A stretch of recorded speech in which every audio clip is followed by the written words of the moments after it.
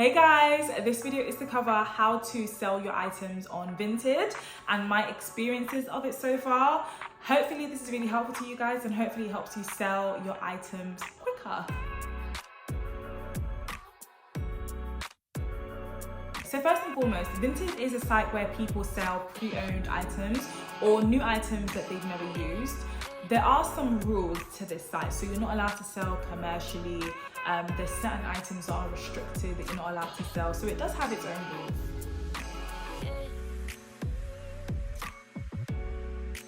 It is important to note that once you start making over £1,000, you do need to declare this to the tax office. So generally, Vinted is pretty easy to use. You post your items, once you make a sale, it will come up in your messages. You follow the instructions, you print off your label, you send off your item, and then you wait for your customer to receive their product.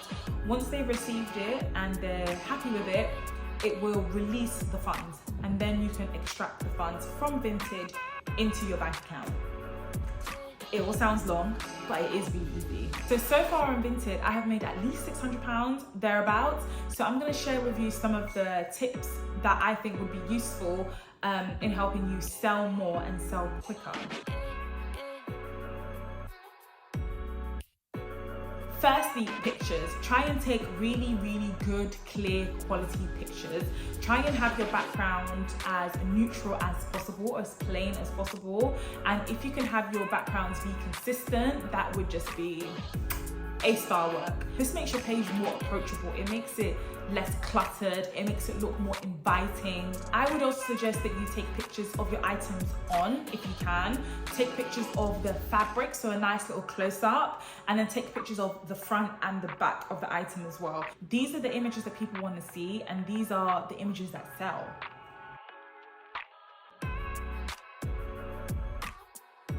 Price your items reasonably. Don't mark it too high and don't mark it too low. And also be willing to take offers. Sometimes you think your item is worth more than it actually is. Be mindful of this. So scout your item and see how much they're being sold for and try and remain a little bit competitive with your pricing. So speaking of prices, try and sell good quality pieces. If you're selling rubbish, honestly, the hard truth is that no one is going to buy it, especially if it's got holes in it or it's ripped or it's really severely damaged and you're selling it for like £500. That's not reasonable and you're not helping your market. Be honest with yourself and have a good look through all of your items and see what is worth selling and what is worth donating and what is worth just chucking away if it's completely battered. It may feel like you're replying to a lot of questions, but some people want to be really sure when they are buying an item, so just be kind and respond to them. The more interactive you are and the quicker you respond, the more likely you are to sort of have buyers purchase your items.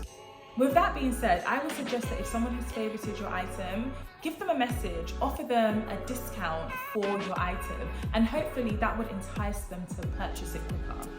Even though I said you should price it reasonably, this doesn't mean you should price it at a loss. Take into consideration your time, your effort, your packaging, and also take into consideration the fact that you might be selling it to people at a discount. So put that into it too.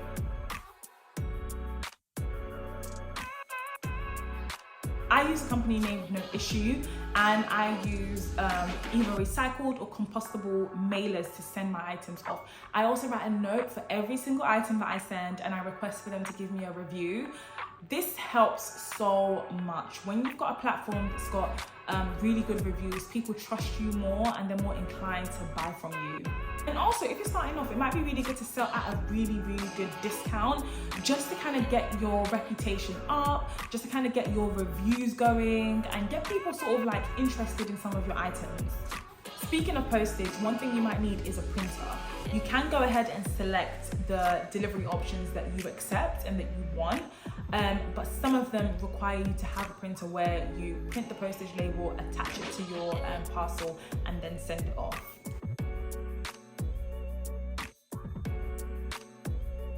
Describe your items in its totality. Give the size, give the information, give the fabric if you can. Go onto the original website and look at the name that they have named that particular item. pop that in the description too, because when people search for an item, sometimes they search those keywords because they're looking for a specific thing. So you want to make sure that your item comes right at the top of that search. So describing and uploading the images for your items could be a very tedious task. So take a day and decide that you are going to write all of it down and post. Some people prefer to post in segments. So some people prefer to post sort of like daily or weekly or whatever it could be. I personally post as soon as I get the item or as soon as I'm ready to sell. I don't really have time to phase out my posting, but if that works best for you, some people do get really good results from that.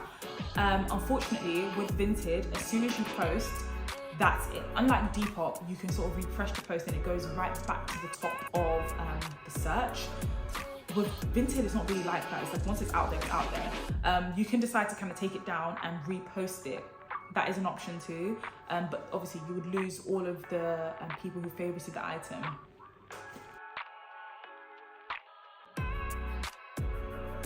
Finally, if you are interested in selling all your items as quickly as possible, I would suggest selling on more than one platform. So currently I use Depop and Vinted, but during the summer I was using Depop, Vinted, Facebook, I think at one point I was even using eBay. So you can sell on multiple platforms at once.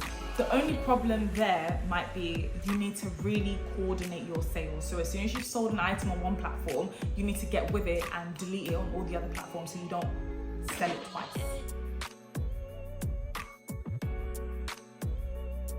So one of the benefits of Vinted is that it doesn't actually take a fee. So the buyer pays a buyer protection fee and they pay for their own postage, but as a seller, you don't really pay for anything. The amount that you sell your item for is the amount that you're gonna get back. If you're selling quite a lot of items, I would recommend having a spreadsheet. I love a spreadsheet. I will put mine over here. This kind of helps you keep track of what you're selling, how much you're making. Yeah, it's a really useful tool to have and to keep. All right, that's it. Hopefully these tips keep your customers happy and help you sell more on Vinted. Until next time.